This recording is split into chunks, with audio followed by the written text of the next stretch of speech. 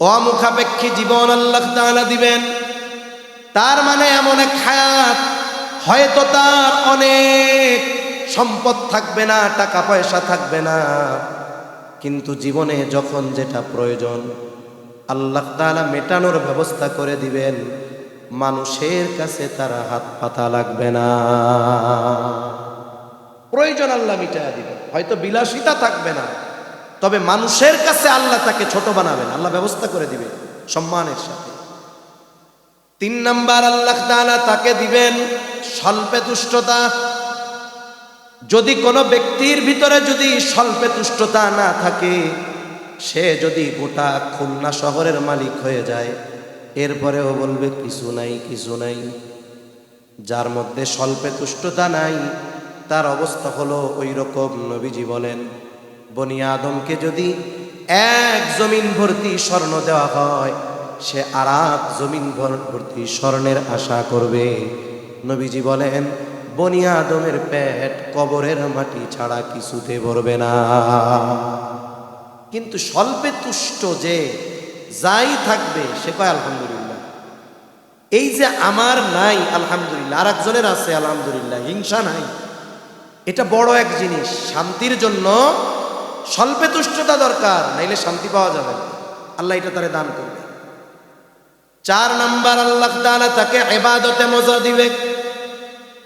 আমাদের অনেকের তো ইবাদতের ক্ষেত্রে বিরক্ত লাগে, কষ্ট লাগে। দেখেন না, জুমার দিন কোনো মতে 2 রাকাত নামাজ পড়ে ইমাম সাহেব বাম দিকে সালাম ফিরাইছে, আসসালামু আলাইকুম ওয়া রাহমাতুল্লাহ, মুখটা সামনেও আনতে দেয় না। এর আগেই মুসল্লি 13 জনের পায়ে ঘাড়ে পাড়া দিয়ে বাইরে চলে আসে না? আসলে করছে ঠেকায় গইড়া, মজা না। এক বুজুর্গ বলেন, ইবাদতের মজা কেমন? যদি দুনিয়ার বাদশারা ইবাদতের মজা টের পাইতো, ওই মজা কেড়ে নেওয়ার জন্য যদি যুদ্ধ করা লাগতো, তারা যুদ্ধ করতে পিছপা হইত না। এখন বলতে পারেন, হুজুর তাইলে একটু 2-4টা লোক দেখায় দেন ইবাদতের মজা পাইছে। সামনে আসতেছে মাঘ মাস, বলে মাঘের শীতে বাঘেও কাঁপে, তাই না? জুয়ান মানুষ, এদের অবস্থা টাইট হয়ে যায়। আর যারা বৃদ্ধ, তাদের কষ্ট বেশি না কম? কারণ আমার শরীরে মাংস আছে, এর উপরে চামড়া, কিন্তু যিনি বৃদ্ধ হয়ে গেছেন, হাড্ডির উপরে চামড়া, চামড়াগুলো ঝুলে গেছে, রোগ প্রতিরোধ ক্ষমতা কমে গেছে, এত দুর্বল।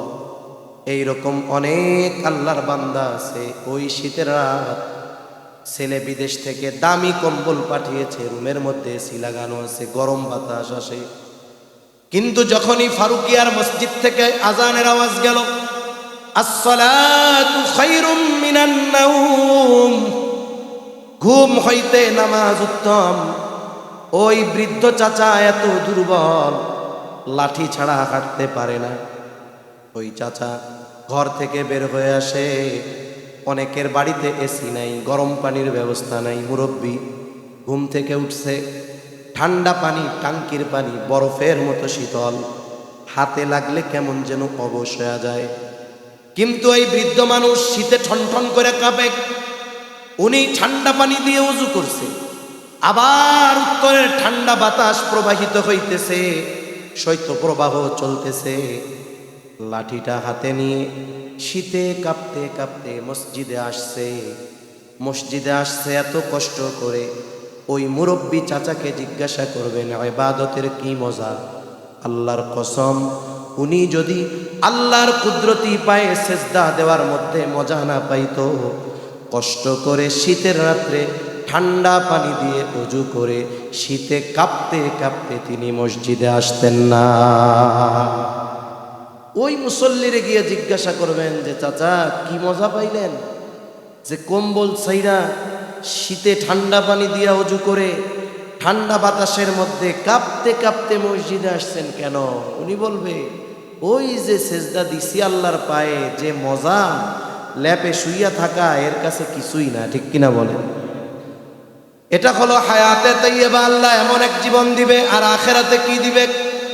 দুনিয়াতে আমরা যেই আমল করি, এগুলোর দ্বারা জান্নাত পাওয়া, এগুলোর বিনিময়ে জান্নাত পাওয়া অসম্ভব। তবে আল্লাহ তাআলা যদি চান, 1 টাকার বিনিময়ে 1000 কোটি টাকার পণ্য দিতে পারেন কি পারেন না? আল্লাহ তাআলা বলেন ওয়ালা নাজজিয়ান্নাহুম আজরাহুম বিআহসানি মা কানু ইয়ামালুন। আল্লাহ তাআলা বলেন আখিরাতে কি আছে?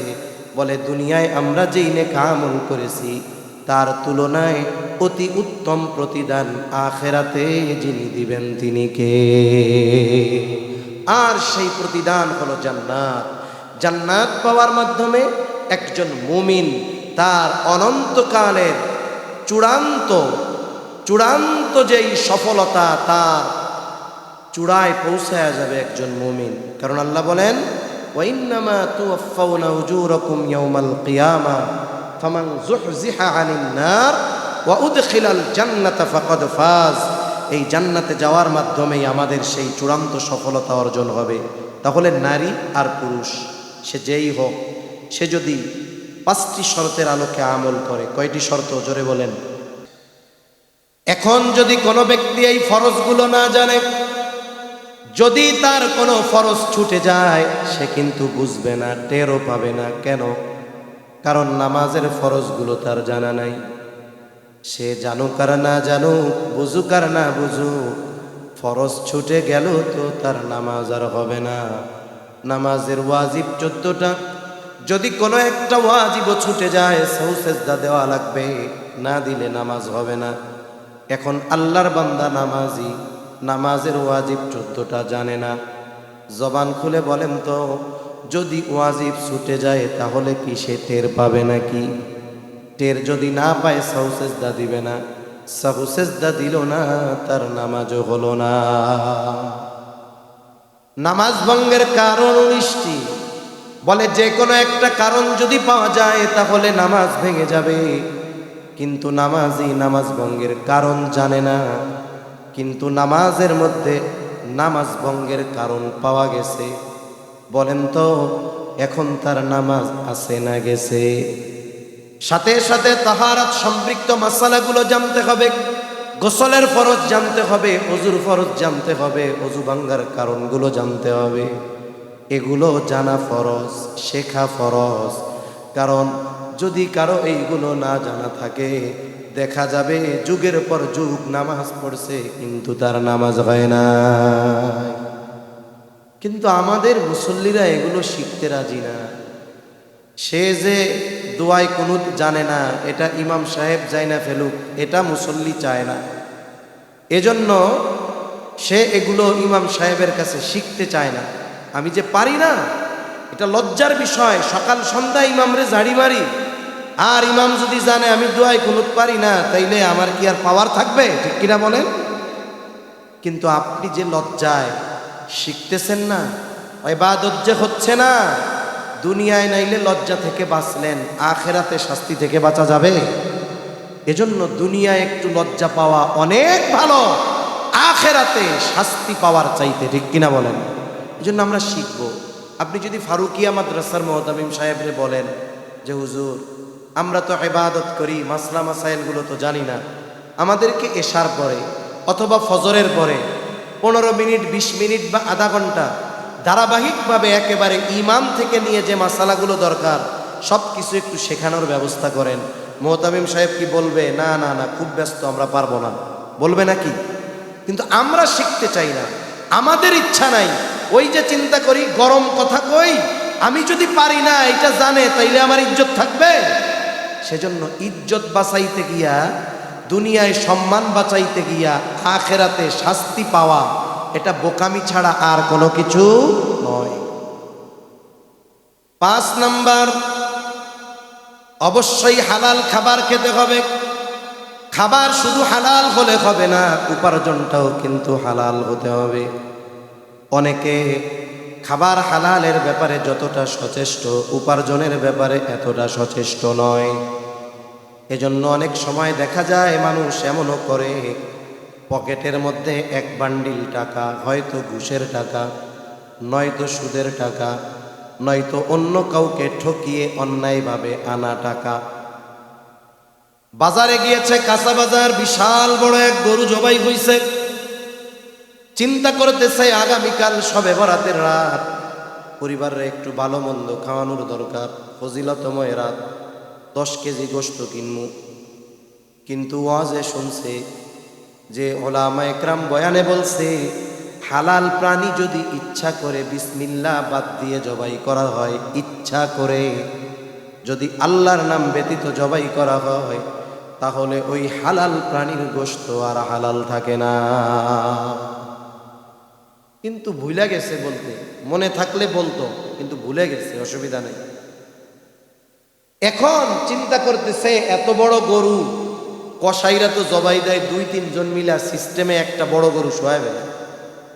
তা কসাইয়ের কাছে কানের সাথে মুখ লাগায় কইতেছে, ওই এত বড় গরু জবাই দিছস কয়জন? কয় 3 জন। কয় জবাই যে দিলি ওই সময় কি বিসমিল্লাহ কইছিলি? কসাই ফরজ ত্যাগ করে বসে রয়েছে কাঁচা দিয়া, কাঁচা বুঝেন তো, হাঁটু মাটু বের করে বসে রয়েছে। কয় চাচা এত বলো দামি না, নামাজ পড়ি না, রোজা রাখি না, নেক আমল কিছু করি না, এটা আমার ব্যক্তিগত, আল্লাহ চাইলে মাফ করে দিতে পারে, কিন্তু ইচ্ছা কইরা বিসমিল্লাহ বাদ দিয়া গরু জবাই দিয়া ওই হারাম গোশত আপনাদের খাওয়াবো, এত বড় বেঈমান আমি না। বিসমিল্লাহ 3 বার কইছি, টেনশনের কোনো কারণ নাই। কয় হ্যাঁ তাইলে ঠিক আছে, কালকে শবে বরাত তো সিনার থেকে দেইখা 10 কেজি গোশত বানা। এবার শবে বরাতের রাত্রে ইবাদত বন্দেগী করবে, খাওয়ার জন্য গরুর গোশত নিচে 10 কেজি, কিন্তু পকেটের টাকাটা কি বলতো? এরকম বুজুর্গ লোক সমাজে আছে না নাই? এই টাকা হারাম, আপনি এটা দিয়ে হালাল কিনবেন, হবে না, এটা হারামের মতো। এজন্য উপার্জনটা যেমন হালাল হতে হবে, খাবারটাও হালাল হতে হবে। এই যে লাইট জ্বলতেছে, বলে তার লাগানো 2টা, একটা নেগেটিভ একটা পজিটিভ। যদি বাতিওয়ালা চিন্তা করে 250 ভোল্ট না, আজকে তার দিব একটা সরাসরি 1000 ভোল্টের লাইন থেকে, যদি লাইটের এক কর্নারে লাগানো হয়, আর্থিন যদি না দেয় লাইট জ্বলবে নাকি? জ্বলবে না। অনুরূপভাবে উপার্জনটাও হালাল হবে, খাবারটাও হালাল হবে। আবার উপার্জনে ফাঁকি নাই, কর্মটা কিন্তু বৈধ হতে হবে। অনেক মানুষ আছে একেবারে গর্বের সাথে বলে আমার উপার্জনে কোনো হারাম নাই। কেন? 8 ঘন্টা ডিউটি করি, বাথরুমে পর্যন্ত সিসি ক্যামেরা লাগানো, বসারও কোনো সুযোগ নাই, একটানা 8 ঘন্টা ডিউটি করে এরপরে যে টাকা পাই ওটা আমার পরিপূর্ণ হালাল। জিজ্ঞাসা করা হইল, এই যে 8 ঘন্টা টানা ডিউটি করো, ফাঁকি দিতে পারো না, কাজটা করো কি? বলে খুলনা শহরে ওই যে বড় একটা চাইনিজ বার আছে না, ওই জায়গায় চাকরি করি, ওই ফরেনার ক্লায়েন্টরা আসে, ওদেরকে ড্রিঙ্কস পরিবেশন করি, মদ পরিবেশন করে। আর এখন কন্দ মদের সাথে সম্পৃক্ত যারা, ও তো মদ পরিবেশন করে, এই চাকরি কইরা অলরেডি আল্লাহর লানত মার্কা লোক হয়ে রয়েছে, ঠিক কিনা বলেন? অথচ কি কয় 1 টাকাও ফাঁকির নাই, সব হালাল। তাহলে কথা হলো উপার্জন হালাল, সোর্সটাও হালাল, খাবারটাও হালাল। যদি কারো উপার্জন হারাম হয়, খাবার হারাম হয়, বড় বড় অনেক ক্ষতি। কয়েকটা ক্ষতির কথা বলি। 1 নাম্বার, যেই ব্যক্তি হালাল খায়, হালাল উপার্জন, হারাম উপার্জন করে আর হারাম খায়, আল্লাহ তাআলা তার ইবাদত কবুল করবে না। আল্লাহ তাআলা সব রাসূলগণের ব্যাপারে এক নির্দেশ, ইয়া আইয়ুহার রাসূলু কুলু মিনাত তাইয়্যিবাতি ওয়া'মালু সলিহা। হে রাসূলগণ, আপনারা পবিত্র খান আর আমলে সলেহ করেন।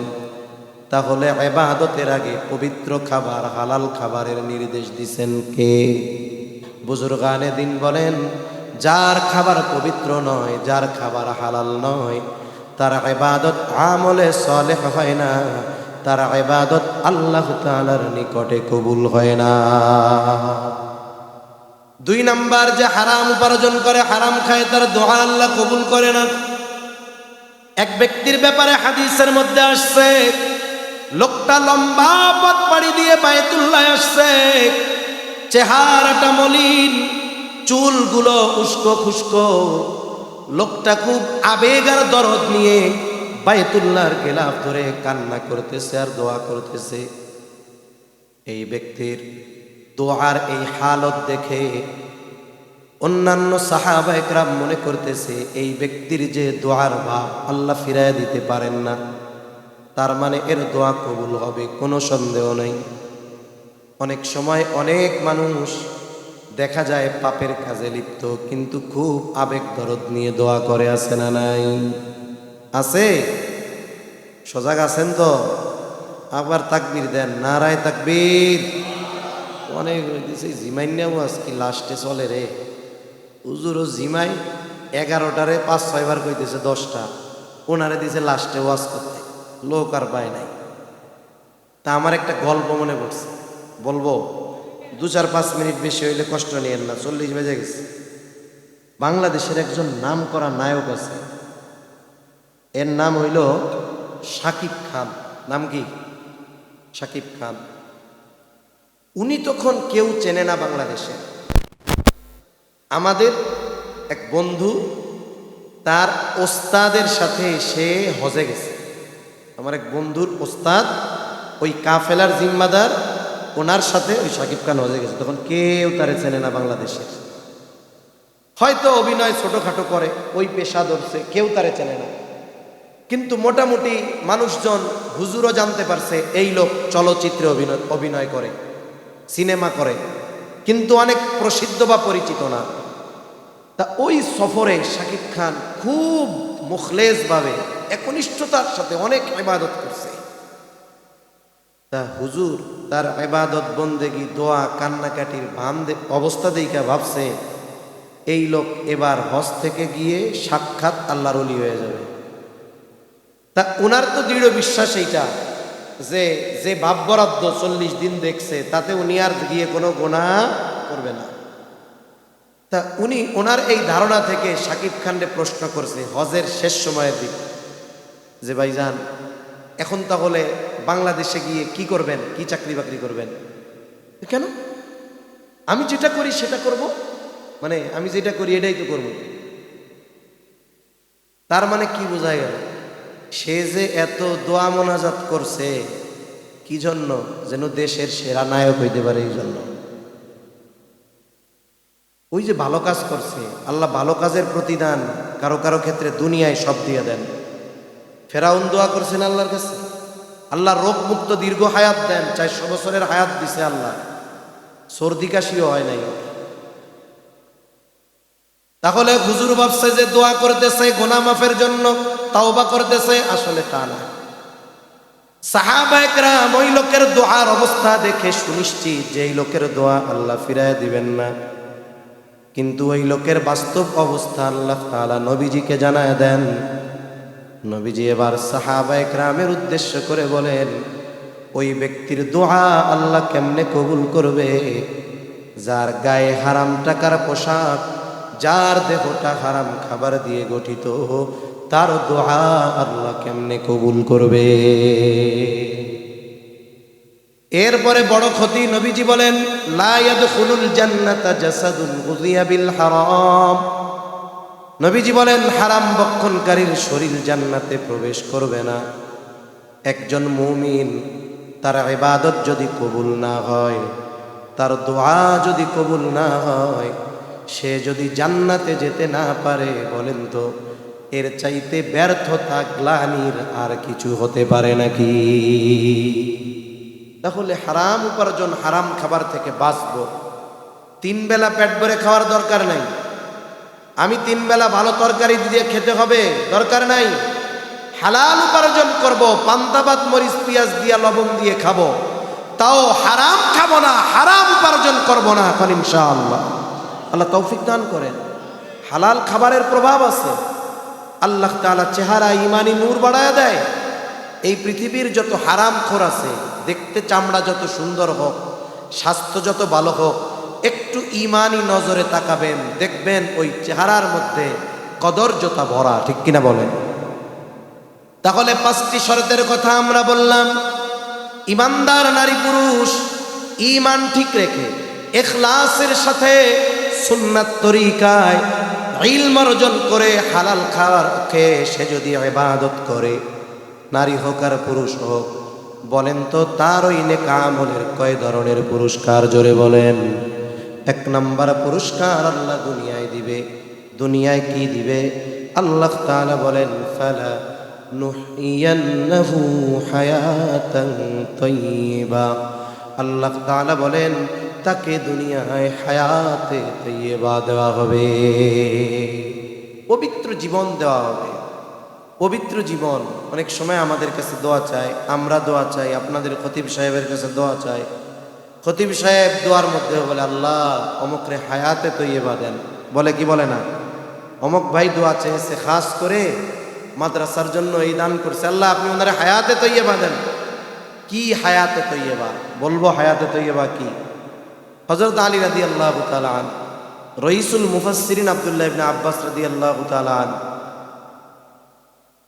মুজাহিদ রহমাতুল্লাহি আলাইহি সহ হাসান বসরি রহমাতুল্লাহি আলাইহি সহ সবার হায়াতে তৈয়বার ব্যাখ্যা একসাথে কইতেছি।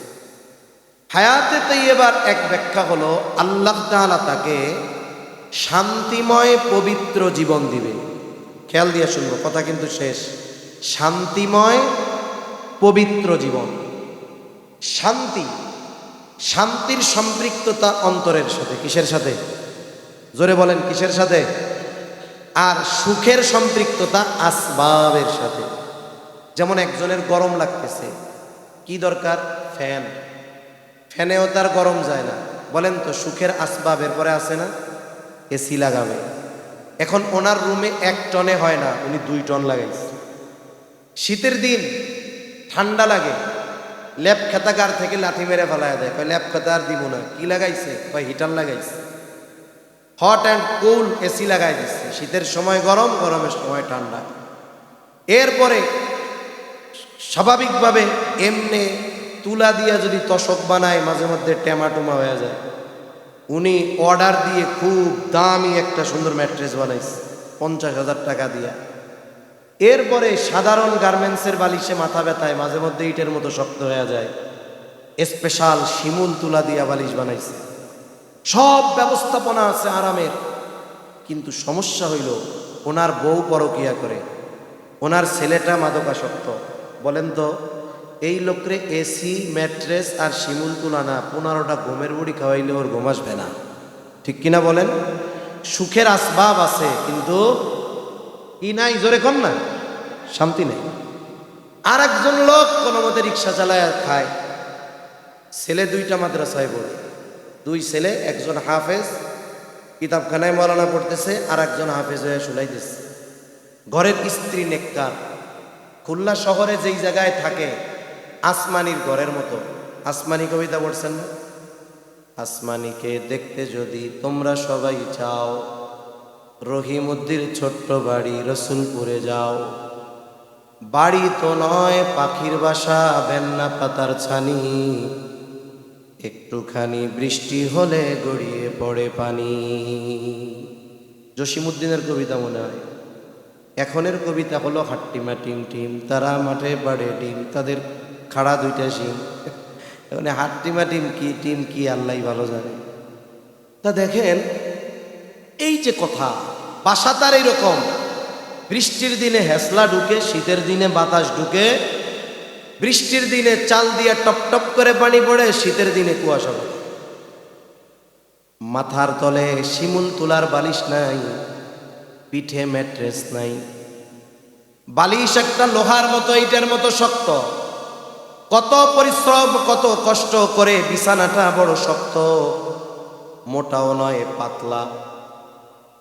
ওই তশকগুলো, তুলাগুলো ছড়ায় ছড়ায় শক্ত টিউমারের মতো হয়ে আছে। কিন্তু আল্লাহর বান্দার দিলে শান্তি। ঘুমের ওষুধ লাগে না, এসি লাগে না, ম্যাট্রেস লাগে না, ফ্যান লাগে না, আরামের ঘুম আল্লাহ দিয়েছে কি দেয় না? ওনার সুখের আসবাব নাই কিন্তু শান্তি আছে, এ জীবনে পবিত্রতা আছে। তার মানে যে একবারে আল্লাহ গরিব বানায় দিবে তা না, কিন্তু ধনী থাকা অবস্থায়ও পবিত্র জীবন দিতে পারেন কি পারেন না আল্লাহ। মোট কথা হলো শান্তিময় পবিত্র জীবন আল্লাহ দিবে। দ্বিতীয় ব্যাখ্যা, অমুখা বলে নারী আর পুরুষ সে যেই হোক, সে যদি 5টি শর্তের আলোকে আমল করে। কয়টি শর্ত? জোরে বলেন। এক নাম্বার শিরিক মুক্ত ঈমান, আমার সাথে বলেন, এক নাম্বার শিরিক মুক্ত ঈমান, দুই নাম্বার ইখলাস। দুই নাম্বার কি? আমলটা একমাত্র কার জন্য? আল্লাহর জন্য। তিন নাম্বার সুন্নাত তরিকায়। কি তরিকায়? জোরে বলেন। চার নাম্বার ইলম সহকারে। কি সহকারে? জোরে বলেন। পাঁচ নাম্বার হালাল খেয়ে। এই পাঁচ শর্ত ঠিক রেখে নারী আর পুরুষ যদি আমল করে, দুনিয়ায় কি? পবিত্র জীবন, হায়াতে তৈয়বা, আখেরাতে কি? আল্লাহর সন্তুষ্টি, জান্নাত। এটাই সফলতা। আল্লাহ সুবহানাহু ওয়া তাআলা আমাদের সবাইকে এই শর্তগুলো ঠিক রেখে হায়াতে তৈয়বা আর আখেরাতে আল্লাহর সন্তুষ্টি, জান্নাত অর্জনের তৌফিক আল্লাহ দান করেন। সবাই বলি আমিন। ওয়া আখিরু দাওয়ানা আলহামদুলিল্লাহি রাব্বিল আলামিন। দোয়া করে দেব।